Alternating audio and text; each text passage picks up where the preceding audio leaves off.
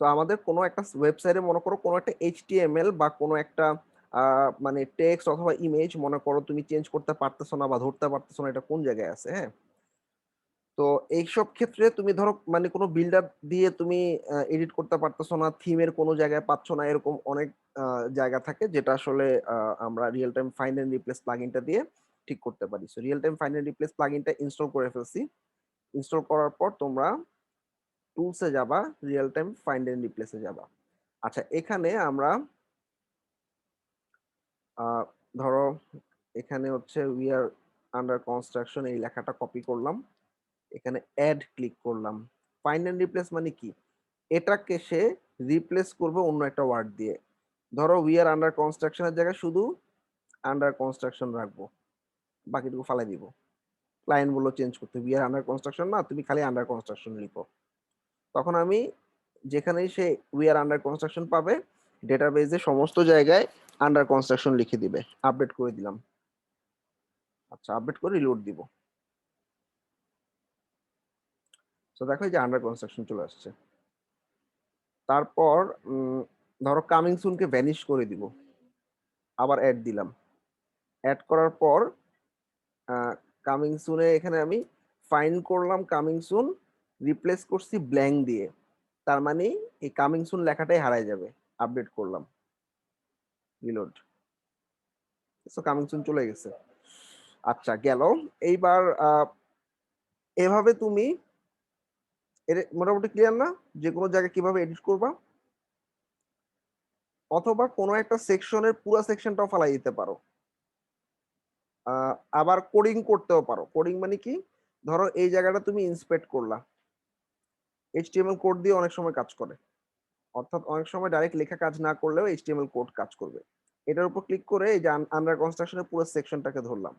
ধরার পর এই যে ডিপটা আছে, হ্যাঁ, এই ডিপের এইচটিএমএল কোডটাকে রাইট বাটন দিয়ে এডিট অ্যাজ এইচটিএমএল দিলাম। আচ্ছা, এখানে আমি কিছু কোডিং পাইলাম, ঠিক আছে। কোডিংটাকে কন্ট্রোল এ কন্ট্রোল সি দিয়ে কপি করলাম, অ্যাড করলাম, এখানে আমি কোডিং বসাইলাম, আর এখানে ব্ল্যাঙ্ক রেখে দিলাম। আপডেট করলাম। আবার এটা পুরো সেকশনটাকে ফালাই দিবে। অনেক সময় কনফ্লিক্ট করে। আচ্ছা আচ্ছা, এরকম আমরা কয়টা অ্যাড করতে পারবো? এখানে মনে হয় 5টা পর্যন্ত দেওয়া আছে, ঠিক আছে। এই প্লাগইনটাকে আমি নাল করব। এই নাল করাটা দেখো, অ্যাড। 5টার পর অ্যাড করতে গেলে ও বলতেছে তোমার $10 দিয়ে কিনতে হবে। অর্থাৎ আমি 1টা 2টা 3টা 4টা 5টা সেকশন পর্যন্ত অ্যাড করতে পারছি, বাকিগুলো ফেলতে হবে।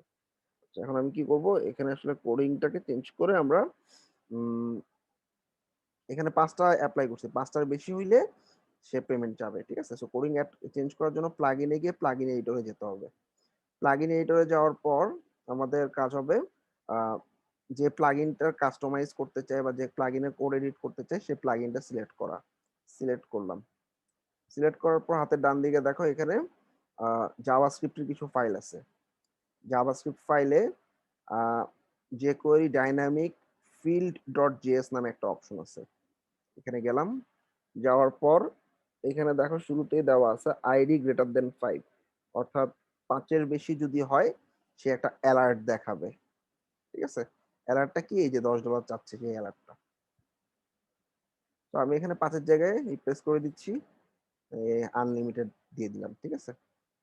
আপডেট। এখন আমি টুলসে গেলাম, real time find and replace, add. Add হচ্ছে, অ্যাড হচ্ছে। একটু ইনকগনিটো মোডে যাই, এই ব্রাউজারটা আসলে ক্যাশ ধরে রাখছে।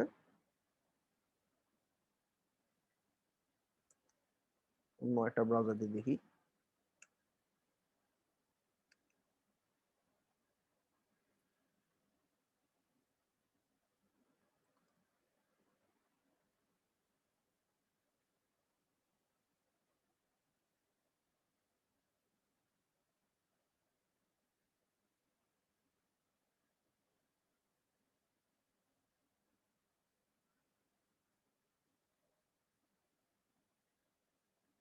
ছয়, সাত, আট, 9, ঠিক আছে, আনলিমিটেড। তাহলে কি বুঝতে পারছো কিভাবে প্লাগইনটাকে আনলিমিটেড করলাম?